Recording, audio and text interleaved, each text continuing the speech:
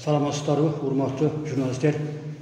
Мен биринчиден арызмогум тазасы боюнча 2018 жылдын март айынын орто ченинде Кызыл Сайыл өкмөтүнүн биздин Алпордо айылына кошуна айыл Корок айылынын тургуну Доронбаев Акыл биздин айылга келип чогулуш өткөрүп, түшүндүрүү иштерин жүргүзүп, жерге туугандар таза суу чыгарып беремин, эл аралык уюм долбоордон 45 миллион акча бөлүнөт экен деп айтты.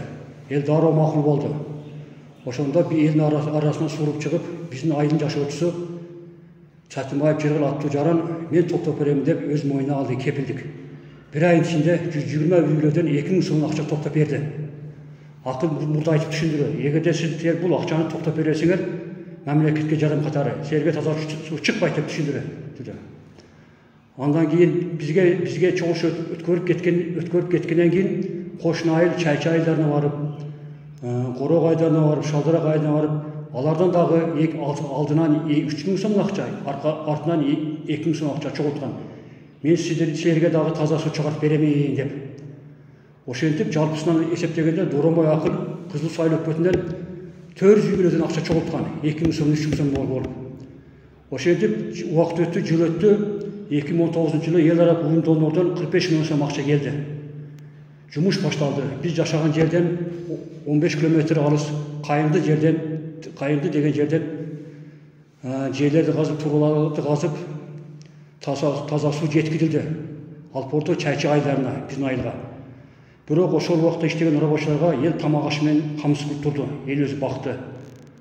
Андан башка таза суу келгенде, баягы чоң көчөлөргө келгенде эл өзү жанынан шланга сатып алды, кран сатып алды, эл өзү семен сатып алды жанынан, эл өзү кол менен казып 20 метр, 30 метр үйлөрүнө таза сууну киргизди.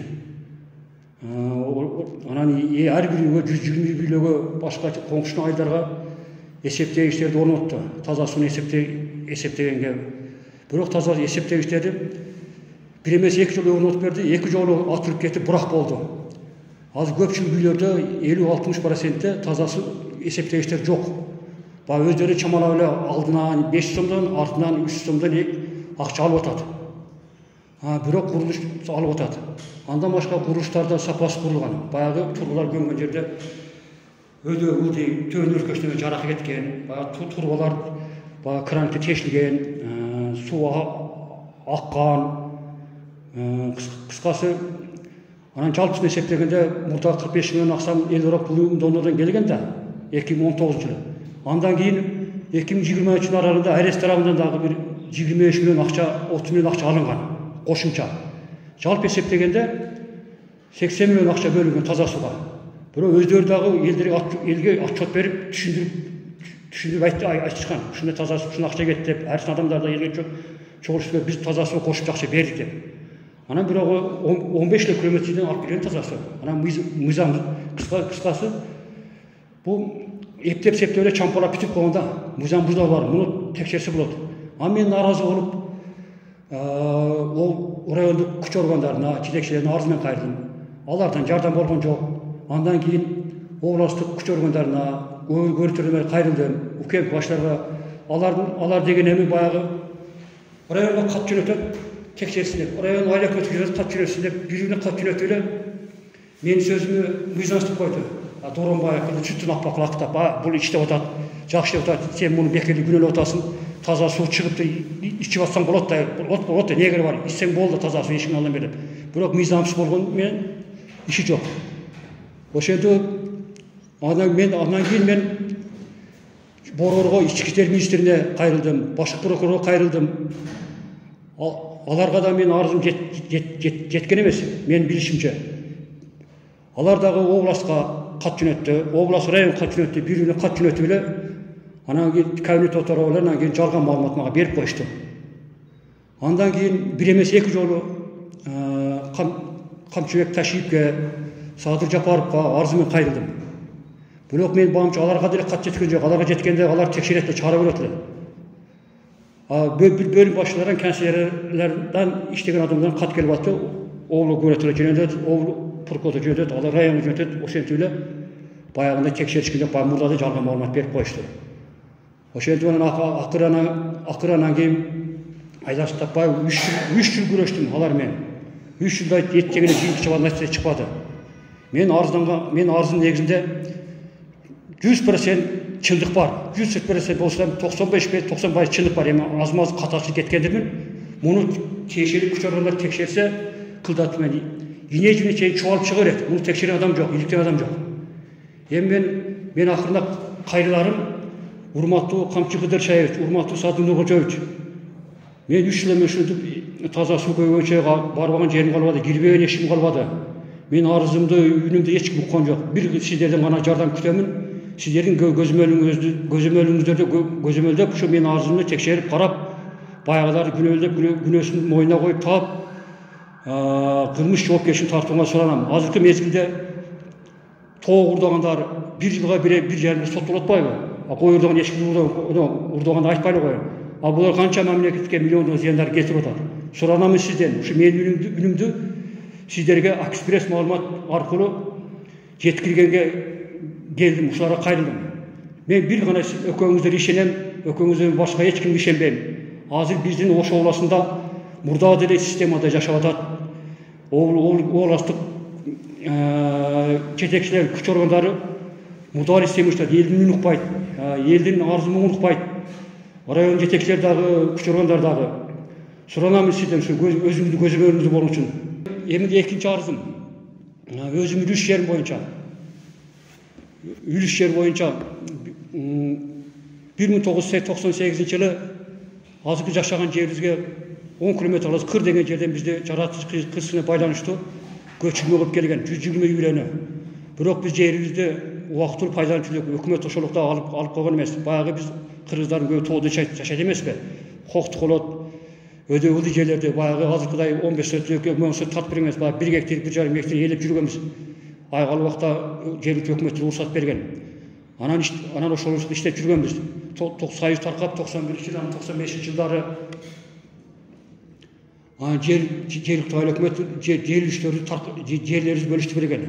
Жер үчтүңөр аласыңар деп. Ошондо баягы мурдакы көчүп келген үйлөрдүн ордун, тамдардын ордун жергиликтүү айыл өкмөт бул истихини жерокко жаратылыш кырсыгына байланыштуу. Бул жерлерди силер убактылуу жайыт катары пайдалана бериңер. Үлүш жерин башка жактан аласыңар деп түз жерлерди үлүшкө эсептеп ар бир жанга 10 соттон берген.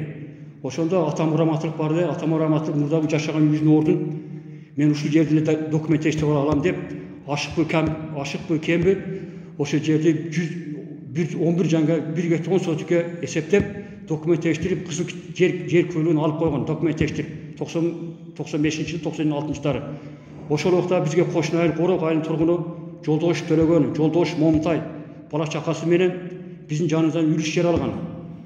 Көп өтпөй эле алар бала чакасы менен атака кое баштады бизге. Бул жер биздики, сеники эмес, сен башка жактан ал. Бул жерди биз өткөрө алабыз, бул жерден биздин налогун төлөп алганбыз. Бошотуп кой деп. Ошол күндөн ушуга чейин талашып жүрдү, тынчтык бербеди. Акырында 2021-жылдын июль айында менин үйүмө Жолдошуп Төлөгөн инеси Жолдош Абдунап келип жүр. Инем жер башына үлүш жерине барабыз, жерлерди тактап алайлык, чебер алабыз деп мени машинасына алып кетти. Жолдо баратып бир тууган агасы Жолдош Төлөгөндү алып алды. Жер адис эмелде машинаны салып кетти. Жер үлүштүн башына бардык. Баргандан кийин баягы Жолдоштардын жерин тартпады. Мен жерим барып тартып туруп эле сенин жериң мыйзамсыз экен, сен булардын жерин иштетип алыпсың, өткөрүп алыпсың деп 35 сот жерин тартып алып берип койду.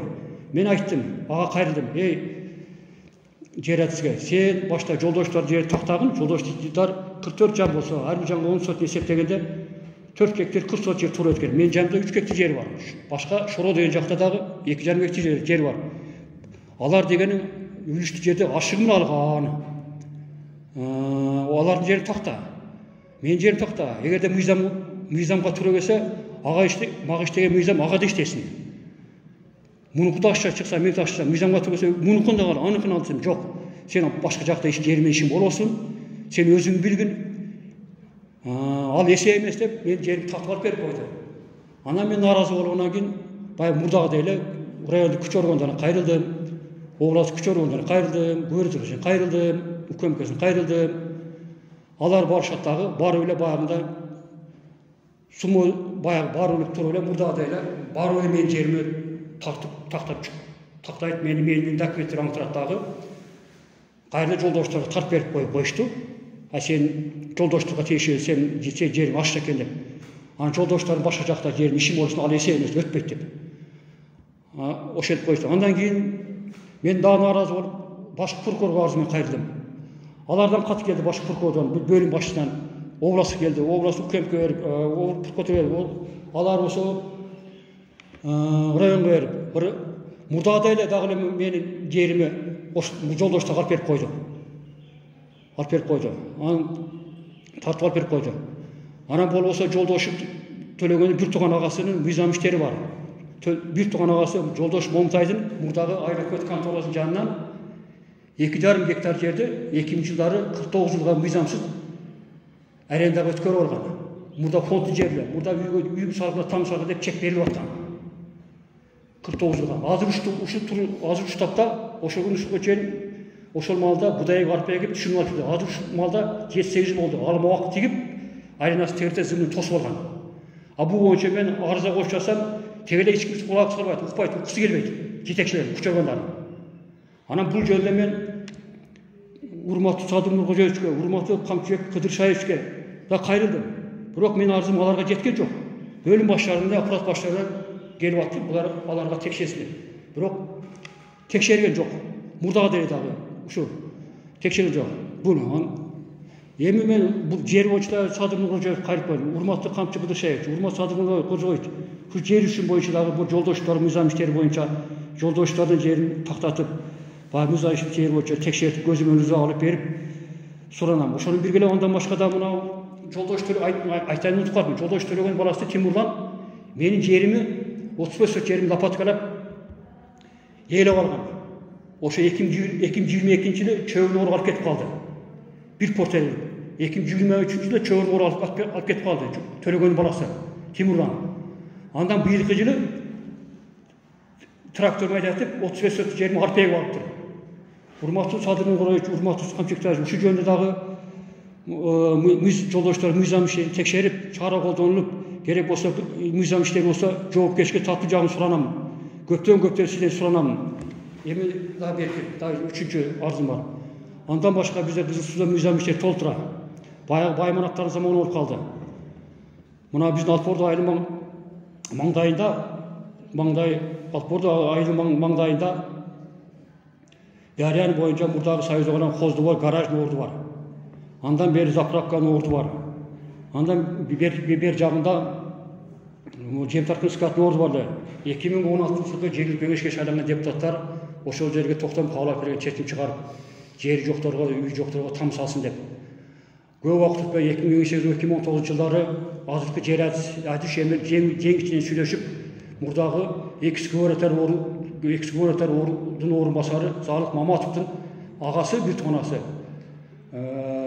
Маматов Камалға 49 жыл арендаға беріп жіберген. Ушу Дарияның бойынан, ушу Қозды ордың гаражды 2,5 гектар жерді. Андан бері заправканың ордың 1,5 гектар жерді бір туған аяшинесі Звапур Еділге беріп жіберген. Андан бері жағы жем тартқан скатын ордың баш аяғы 5 гектар жер. Жақын туғаны Мұрзабаев Медешке беріп жүрген 49-ға, үшеуітен 49-ға арендаға беріп жүрген мүйзамсыз. Алар азыр тегіретесін алиясыз мүнен тосылған сементте пұшықтап. Губернаторның ағасы, бір туған ағасы Маматов Камал 2,5 метр алмақ түйіп алған. Беркі Бапур Еділ балчылық қойып алған. Беркі Мұрзабаев Медеш болса жайын қышы малын үшеде бағып жүреді.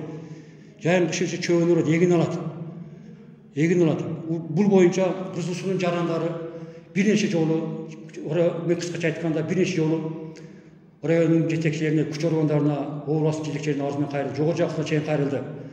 Анда башка мен дагы ошо Борорго Камчыбек Кыдыршаевичке қайрылдым. 3 ай мурда. 3 ай мурда келген райондун күч органдарына текшерисине ушул убакытта жыйындырышып, ушул убакытка чейин сен арызың келелек, сен арызың келгичең жоқ, андайым деп бекітіп секітіп, мақына сайтып жүреді, текшерген жоқ.